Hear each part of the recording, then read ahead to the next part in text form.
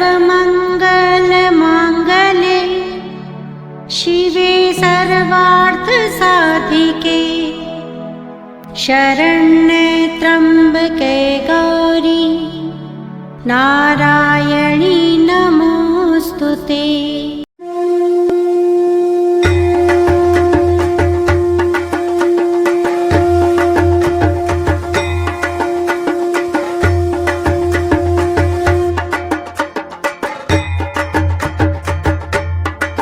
रह गया ये गंदा जल हो गया है।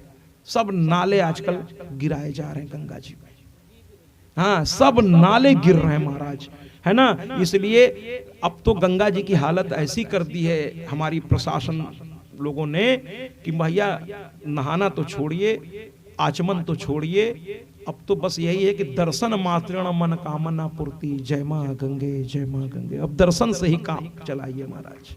और नहाना हो तो फिर हरिद्वार जाइए, ऋषिकेश जाइए। मैं ये नहीं कहता संगम मत आइए, आइए, लेकिन कब आइए? माघ मेले में आइए। ये तो जब से थोड़ा योगी जी आए थोड़ा सा मतलब, और सरकार, मैं ये नहीं कहता कोई लोग ध्यान नहीं देते थे, लेकिन ये लोग कम से कम इतना, बाकी क्या अच्छा बुरा कर रहे हैं वो तो आप लोग देख ही रहे हैं, लेकिन कम से कम मेला में संतों चिल्लाना शुरू करते हैं कि नाले सब बंद करो, नहीं तो हम लोग स्नान नहीं करेंगे। और महाकुंभ में नाले 1-2 महीना पहले टाइप कर दिए जाते हैं, क्योंकि शाही स्नान होता है महाकुंभ में। तो वहाँ संत कहते हैं हम लोग शाही स्नान करेंगे नहीं अगर नाला नहीं बंद करोगे तुम लोग। तो एक तो नाला बंद करो, और जगह जगह जो गंगा पर बांध बना दिए हो उसमें से जल छोड़ो। ये लोग बांध बना करके बिजली पैदा कर रहे हैं महाराज। गंगा जी को भी बांध दिया गया। कैसी कलयुग आ गई है महाराज। तो चलिए ना समाधि वैश्य की ओर चलें। जब गंगा की कथा होगी इस पर चर्चा होगी। समाधि वैश्य जो है, तो महाकुंभ में आप संगम आइए, स्नान करिए, उसमें जल साफ रहता है, जल साफ रहता है। महाकुंभ, अर्धकुंभ, माघ मेले में तो थोड़ा बहुत साफ रहता है, लेकिन महाकुंभ में साफ करना पड़ता है, सरकार को प्रेशर पड़ता है उन पर। वरना हमारी माँ गंगा तो ऐसी है कि केवल नाले बंद कर दीजिए। हाँ, माँ में इतनी शक्ति है कि एक बाढ़ आएगा सारी गंदगी वो साफ करके ले जाएंगी। ये दुनिया भर का जो प्रोजेक्ट के नाम पे पैसा खाया जा रहा है महाराज, मैं नाम लूंगा, मुझे कोई संकोच नहीं है। नमामि गंगे, तो कौन गंगे, तो कौन गंगे, कौन गंगे, ये सब पैसा खाने का तरीका चल रहा है महाराज। काम कम हो रहा है, शोर ज्यादा हो रहा है, दिखावा ज्यादा हो रहा है। वास्तव में आप गंगा जी के लिए कुछ मत करिए, खाली उनके बांध खोल दीजिए महाराज, है ना। उनमें इतनी शक्ति है कि वो अपनी धारा में सारी गंदगी को बहा के लेके चली जाएंगी। और मेरी माँ गंगा पहले की तरह ही हर हर गंगे कहकर सब उसका आचमन भी कर सकेंगे और स्नान भी कर सकेंगे महाराज। केवल बांध खोलिए और नालों को बंद कर दीजिए। मैं तो मंच से कहता हूं महाराज, मुझे किसी से कुछ लेने नहीं है, तो क्या डर है कि वो नाराज हो जाएंगे तो क्या कर लेंगे। हम तो शक्ति को उपासक हैं। तो ये दिखावा बंद कीजिए कि गंगा की सफाई हो रही है, कोई सफाई नहीं हो रही। हम तो प्रयागराज रहते हैं, कितने नाले अब तक बंद हुए नमामि गंगे प्रोजेक्ट में, कुछ आप गिना दीजिए। चलिए हम वहां देख लेते हैं चल के, हैं कि कितना प्यूरिटी करके आप दे रहे हैं। अरे कुछ हिस्सा प्यूरिटी कर रहे हैं, बाकी हिस्सा आप वैसे ही चोर की तरह रात में छोड़ रहे हैं गंगा जी में, है ना। तो नाले के पानी में नहाने आदमी गया है क्या? अरे गंगा जल ले आइए महाराज, गंगा जल ले आइए। तो कुल मिलाकर के समाधि और सूरत जो है तपस्या में बैठ गए, लगातार तपस्या करते गए महाराज। दोनों तपस्या में लीन हो गए। अंत में माँ को आना पड़ा। दोनों इतना तपस्या किए, इतना तपस्या किए कि पहले वो कंदमूल खाते थे, फिर उसको भी छोड़ दिया, फिर पत्ते चबाने लगे। महाराज तपस्या करनी पड़ती है। यहाँ तो 4 सोमवार रहे नहीं कि 5वें सोमवार को मुंह फुला के शंकर भगवान के सामने खड़े। 5 सोमवार से आए रहे, दिन भर भूखे रहते हैं, मामला जहाँ के तहाँ है। जैसे भगवान पे एहसान कर रहे हैं आप। भगवान कहे थे क्या कि व्रत करो? अरे आप अपने मतलब से कर रहे हैं, आपको कुछ चाहिए इसलिए कर रहे हैं महाराज। आजकल बिना चाहे कोई कुछ करता है क्या? स्वार्थ लाग करे सब प्रीति, सुर नर मनुजन की यह रीति। लेकिन जिस दिन आप बिना स्वार्थ के करेंगे ना महाराज, विश्वास कीजिए जब आपके पास सब हो, असली पूजा का समय उस दिन होता है महाराज। गृह प्रवेश करिए, पूजा करिए महाराज, अनुष्ठान करिए कि भगवान ने आज दिया है। सबसे पहले मैया को प्रवेश कराइए कथा के माध्यम से, अनुष्ठान के माध्यम से, है ना। बेटे बेटी की शादी कीजिए महाराज, रिसेप्शन कीजिए, और रिसेप्शन के बाद बहू को कहिए कि अब तुम 9 दिन माँ की जोत जलाकर और जरा सा माँ की कथा सुनो। बहू को कथा सुनाइए महाराज। अगर वो संस्कारी घर से आई है और 9 दिन की जोत जला दी तो विश्वास कीजिए उस घर में बंटवारा नहीं होगा महाराज। उसे बैठाइए तो सत्संग में और अच्छे घर से ले आइए, जहां सत्संग होता हो ऐसे घर से ले आइए महाराज। जहां बहुत पैसा हो कि दहेज कितना देंगे वहां से ले आएंगे ना महाराज, तो आते ही पहले आप को बाहर करेंगे। समझ रहे हैं महाराज? और वहां से लाइए जहां कथा होता हो, जहां माँ बाप रोज धूप अपनी बिटिया से जलवाते हो, है ना, और घर की रोटी बनवाते हो महाराज, रोटी बनवाते हो और कहते हो पहला भोग मंदिर में लगाइए, दूसरा गऊ को खिलाइए, फिर बाबा दादी को खिलाओ, नाना नानी को खिलाओ, फिर माता पिता को खिलाओ। जिस बिटिया में यह आदत पड़ जाएगी वो सास ससुर को क्यों नहीं खिलाएगी महाराज? ऐसे घर से ले आइए जहां सत्संग होता हो। अरे दौलत क्या है महाराज, वो तो आपका बेटा अगर कहते ना पूत सपूत तो का धन संचय, पूत कपूत तो का धन संचय। अगर पूत सपूत है तो कमा लेगा महाराज, उसके लिए क्या इकट्ठा करना। और अगर नालायक है तो जितना कमाए रहेंगे 2 दिन में फूंक फांक के बराबर कर देगा। इसलिए ज्यादा धन के चक्कर में मत पड़िए, कुछ धर्म करिए, कुछ अपने लिए जिंदगी जिए महाराज। परिवार के लिए तो जीते ही रहते हैं महाराज, अपने लिए धर्म करिए, थोड़ा यज्ञ करिए, अनुष्ठान करिए, साधना करिए, बंद कमरा कर लीजिए महाराज, साधना करिए, कुछ अपने लिए भी करिए। हाय हाय हाय हाय हाय हाय, लड़के के लिए हाय हाय, लड़की के लिए। एक मैया हमसे एक कथा से उतरे, कई लोग घेरे थे, उसी में पैर छू रहे थे, एक मैया हमारे हाथ पकड़ ली। हमने कहा मैया हाथ छोड़िए। हाथ क्यों छुआ आपने? हम माताओं को दूर से प्रणाम, पैर छू लीजिए, मैं दूर से प्रणाम करता हूँ। तो कहने लगे अरे सुन तो लीजिए। हमने कहा बताइए। सब लोग खड़े थे, हमने कहा बताइए। अच्छा, कहे हमारे यहाँ सब लड़कियां हैं, लड़का नहीं है।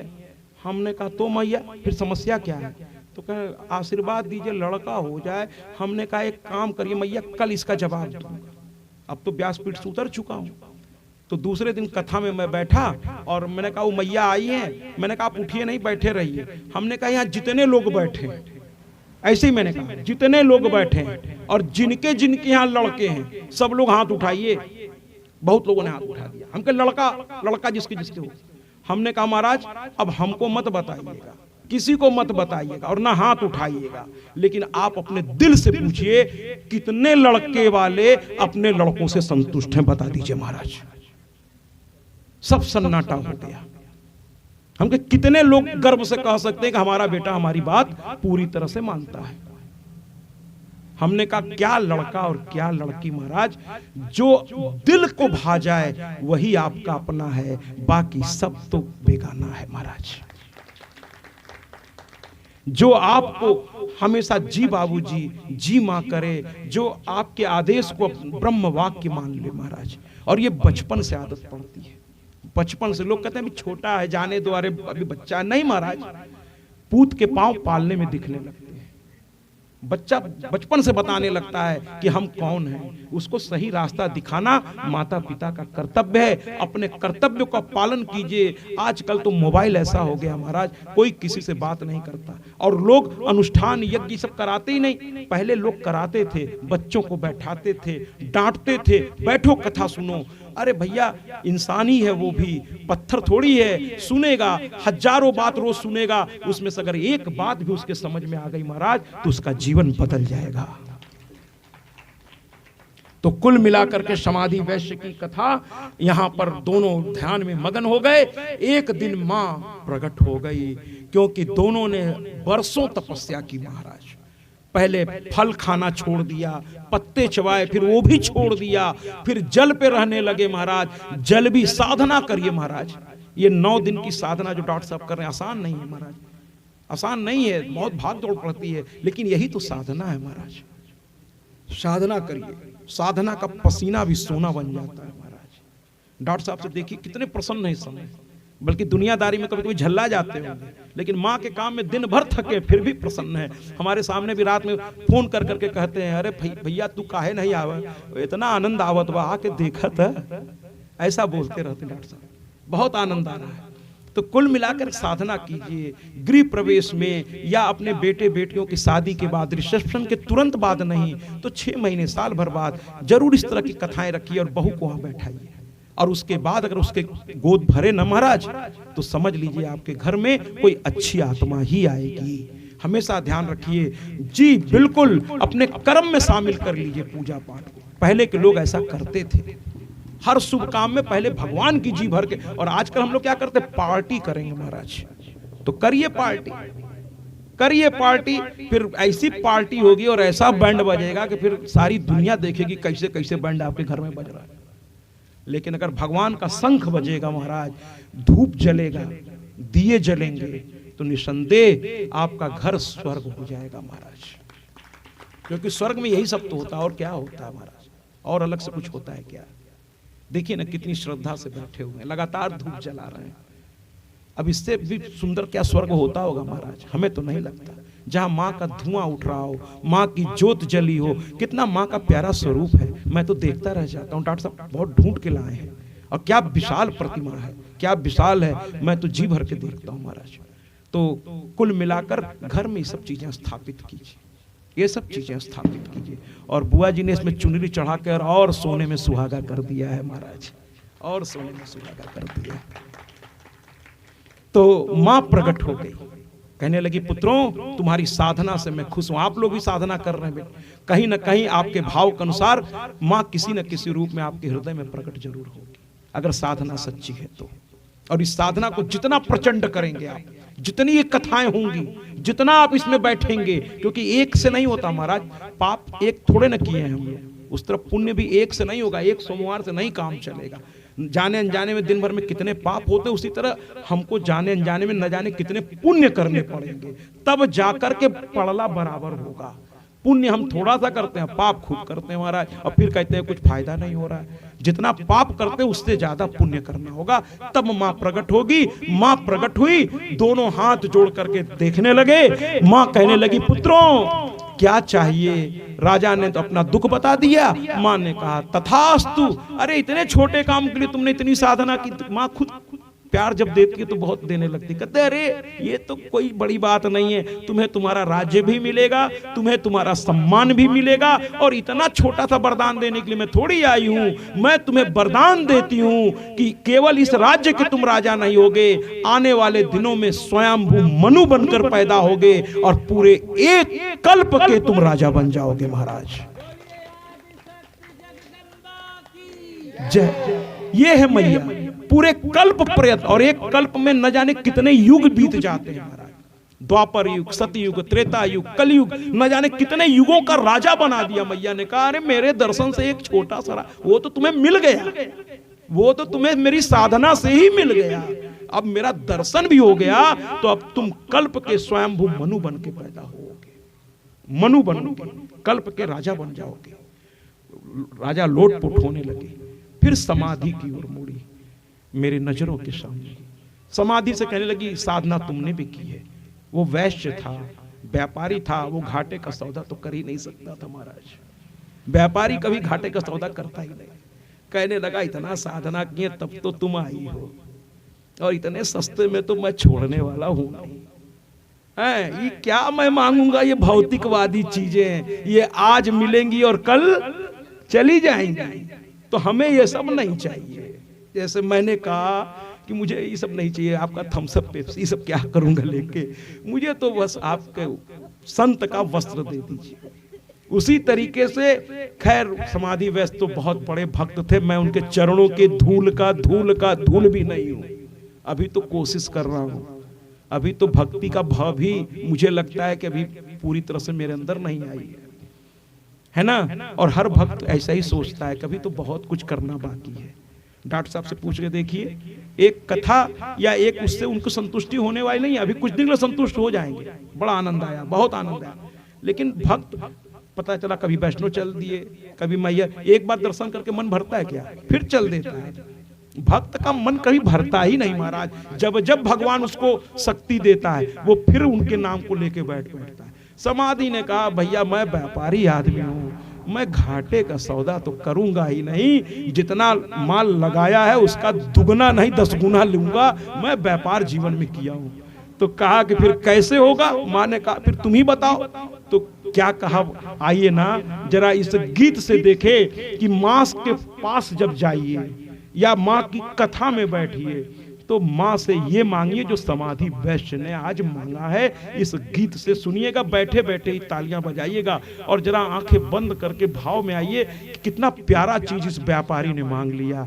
व्यापारी से सीखिए कि मूल्य कैसे वापस लिया जाता है। और ये कहने लगा, क्या कहने लगा? प्राण की पावन दिव्य कथा का रसपान कर रहे हैं। हम महाराज जी का भी हृदय से कोटिदा धन्यवाद करते हुए हृदय से हार्दिक अभिनंदन स्वागत एवं वंदन करते हैं। या देवी सर्वभूतेषु शक्ति रूपेण संस्थिता नमस्तस्यै नमस्तस्यै नमस्तस्यै नमो नमः।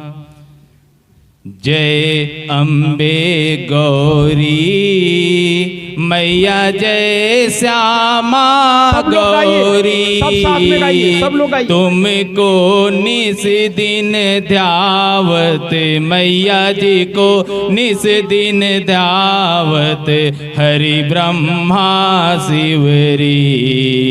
जय अम्बे गौरी मांग सिंदूर विराजत टीको मृग मद को मैया, टीको मृग मद को। इनके सुर से सुर मिला के गाइएगा, अलग अलग नहीं। उज्ज्वल से दो नैना, उज्ज्वल से दो नैना चंद्र बदननी को।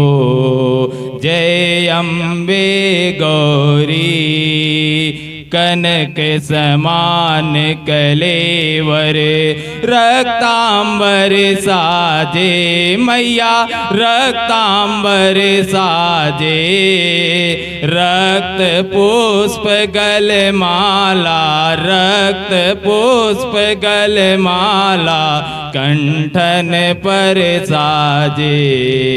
जय अम्बे गौरी के हरिवाहन राजत खड़क खपर धारी मैया, खड़क खपर धारी सुर नर मुनि जन सेवक, सुर नर मुनि जन सेवक तिनके दुख हारी। जय अम्बे गौरी कानन कुंडल शोभित नासाग्रे मोती मैया, नासाग्रे मोती कोटिक चंद्र दिवाकर, कोटिक चंद्र दिवाकर राजत समज्योति।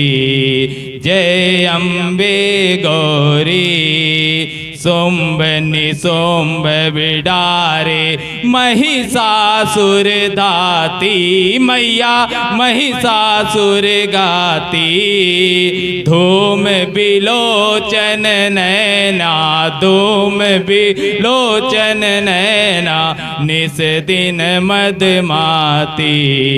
जय अम्बे गौरी चंड मुंड संहारे सोड़ित बीज हरे मधु कैटव दो मारे सुर भहीन करे।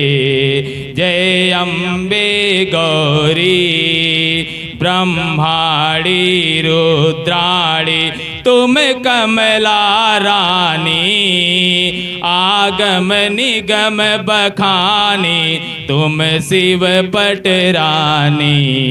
जय अम्बे गौरी 64 योग निगावत नृत्य करत भैरो बाजत ताल मृदंगा, बाजत ताल मृदंगा और बाजत डमरू। जय अम्बे गौरी तुम हो जग की माता, तुम ही हो भरता। जय अम्बे गौरी भू पूजाचार्यति शोभित खड़ग खपरदारी मन वांछित फल पावत सेवत नर नारी जय अम्बे गौरी कंचन थाल विराजत अगर कपूर बाती मैया अगर कपूर बाती श्रीमाल के तुम्हें राजत श्रीमाल के तुम्हें राजत कोटि रतन ज्योति जय अम्बे गौरी श्री अम्बे जी की आरती जो कोई नर गावे मैया जो कोई नर गावे कहत शिवानंद स्वामी कहत शिवानंद स्वामी सुख संपत्ति पावे जय अम्बे गौरी जय अम्बे गौरी मैया जय श्यामा गौरी मैया जय श्यामा गौरी तुमको निस दिन ध्यावत मैया जी को निस दिन ध्यावत हरि ब्रह्मा शिवरी जय अम्बे गौरी जय अम्बे गौरी मैया जय श्यामा गौरी मैया जय श्यामा गौरी तुमको निस दिन ध्यावत मैया जी को निस दिन ध्यावत हरि ब्रह्मा शिवरी जय अम्बे गौरी। प्रेम से बोलिए शेरों वाली मैया की जय। आदिशक्ति जगत जननी जगदम्बा की जय। जयकारा शेरावाली दा बोल साचे दरबार की जय। जय माता की। आज का सत्र यहीं समाप्त। कल समय से आइएगा। बहुत मुझे पता चला जनवरी में शायद इनका विवाह है। जरा जोरदार तालियां हो जाए एक बार। फरवरी में। और मैंने मैया से कहा कि पता नहीं मैं तो कथा में रहूंगा कहीं ना कहीं तो मिठाई आपकी जो है मैं खा लूंगा कभी न कभी।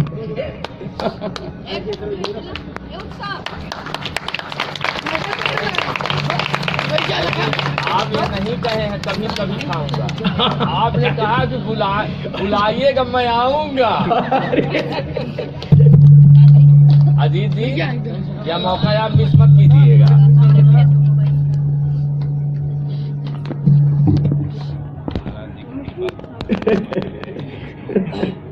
अजीत जी की आवाज़ बहुत अच्छी है, बहुत अच्छी अजीत जी की आवाज़। और मेरे आने से पहले उद्घोषणा आप ही करते हैं और